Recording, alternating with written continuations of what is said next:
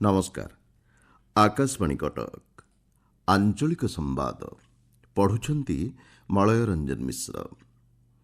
ବିଦ୍ୟାଳୟ ଓ ଗଣଶିକ୍ଷା ବିଭାଗର 31,185 କୋଟି 31,58,000 ଟଙ୍କାର ଖର୍ଚ୍ଚ ଦାବି ଗତକାଲି ବିଧାନସଭାର ଅନୁମୋଦନ ଲାଭ କରିଛି।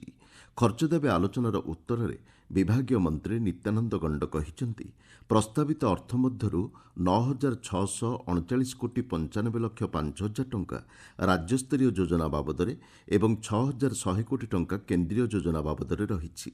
ଆସନ୍ତା ଆର୍ଥିକ ବର୍ଷରେ 28,470 ଶିକ୍ଷକ ପଦବୀ ପୂରଣ ପାଇଁ ସରକାର ଲକ୍ଷ୍ୟ ରଖିଛନ୍ତି ବୋଲି ମନ୍ତ୍ରୀ କହିଛନ୍ତି। ରାଜ୍ୟରେ ବର୍ତ୍ତମାନ 1,26,873 ଜଣ ବୁଣାକାର ଅଛନ୍ତି। ବିଧାନସଭାରେ ସଂକ୍ରାନ୍ତ ଏକ ପ୍ରଶ୍ନର ଉତ୍ତର ଦେଇ ହସ୍ତତନ୍ତ, ବୟନ ଓ ହସ୍ତଶିଳ୍ପ ମନ୍ତ୍ରୀ ପ୍ରଦୀପ ବଳସାମନ୍ତ ଏହି ସୂଚନା ଦେଇଛନ୍ତି। ତେବେ ବିଭିନ୍ନ ଅଦାଲତରେ ବିଚାରାଧୀନ ଥିବା ମାମଲାଗୁଡ଼ିକ ଯୋଗୁଁ କଳାହାଣ୍ଡି, ବରଗଡ଼, ଢେଙ୍କାନାଳ, ଖୋର୍ଦ୍ଧା, କଟକ, ଜଗତସିଂହପୁର ଏବଂ ବାଲେଶ୍ୱରରେ ବନ୍ଦ ପଡ଼ିଥିବା ସମସ୍ତ 7ଟି ସୂତାକଳକୁ କାର୍ଯ୍ୟକ୍ଷମ କରିବା ସମ୍ଭବପର ହୋଇପାରୁ ନାହିଁ ବୋଲି ମନ୍ତ୍ରୀ ଶ୍ରୀ ବଳସାମନ୍ତ ଗୃହରେ ସ୍ପଷ୍ଟ କରିଛନ୍ତି।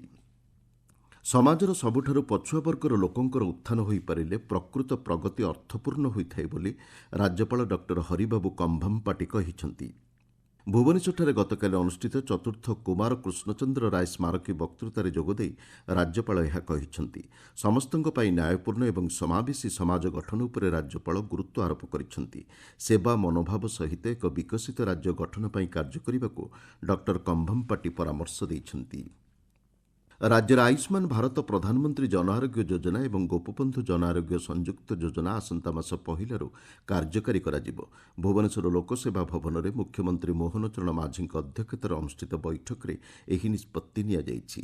ଯୋଜନାର ପ୍ରଚାର ପ୍ରସାର ପାଇଁ ରାଜ୍ୟର ସମସ୍ତ 1,438ଟି ପ୍ରାଥମିକ ସ୍ୱାସ୍ଥ୍ୟକେନ୍ଦ୍ରରେ ଶୁଭାରମ୍ଭ ଅବସରରେ କାର୍ଯ୍ୟକ୍ରମ ଅନୁଷ୍ଠିତ ହେବ। ଏହି ଯୋଜନାରେ ରାଜ୍ୟର 1,03,00,000ରୁ ଊର୍ଦ୍ଧ୍ୱ ପରିବାର ଉପକୃତ ହେବେ। ଆୟୁଷ୍ମାନ ବୟୋବନ୍ଦନ ଯୋଜନାରେ 70 ବର୍ଷରୁ ଊର୍ଦ୍ଧ୍ୱ ଲୋକଙ୍କୁ ସାମିଲ କରାଯିବ।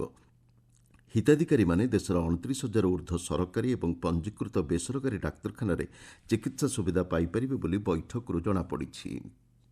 ସରକାରଙ୍କ ବିଭିନ୍ନ କାର୍ଯ୍ୟ ନିୟମ, ସାଧାରଣ ସେବା ନିୟମ ଏବଂ ସର୍ତ୍ତାବଳୀ ଆଦି ସମ୍ପର୍କରେ ବିଭିନ୍ନ ବିଭାଗକୁ ପରାମର୍ଶ ଦେବା ସହିତ ପ୍ରଶାସନିକ ସଂସ୍କାର ଦିଗରେ ସାଧାରଣ ପ୍ରଶାସନ ଓ ସାଧାରଣ ଅଭିଯୋଗ ବିଭାଗ ଗୁରୁତ୍ୱପୂର୍ଣ୍ଣ ଭୂମିକା ନିର୍ବାହ କରିଥାଏ ବୋଲି ମୁଖ୍ୟ ଶାସନ ସଚିବ ମନୋଜ ଆହୁଜା କହିଛନ୍ତି।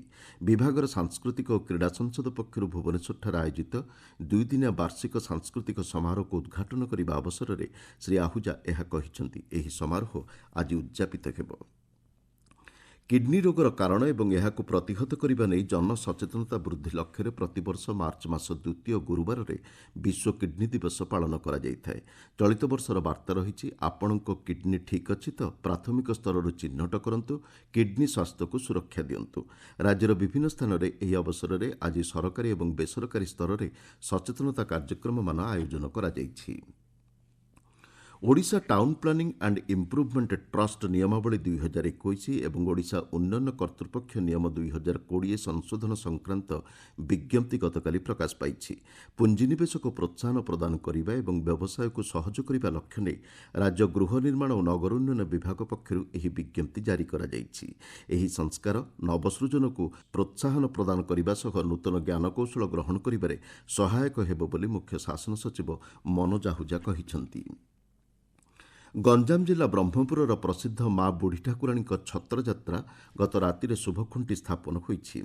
ଦେଶୀବେହେରା ସାହିରେ ପାରମ୍ପରିକ ସିଦ୍ଧାନ୍ତ ଅନୁଯାୟୀ ଯାତ୍ରାର ତାରିଖ ସ୍ଥିର ପରେ ଏକ ବିରାଟ ପଟୁଆରରେ ମା'ଙ୍କ ନିଜ ମନ୍ଦିରରେ ପୂଜାର୍ଚ୍ଚନା ପରେ ଶୁଭଖୁଣ୍ଟି ଅଣାଯାଇ ଅସ୍ଥାୟୀ ମଣ୍ଡପରେ ସ୍ଥାପନ କରାଯାଇଛି।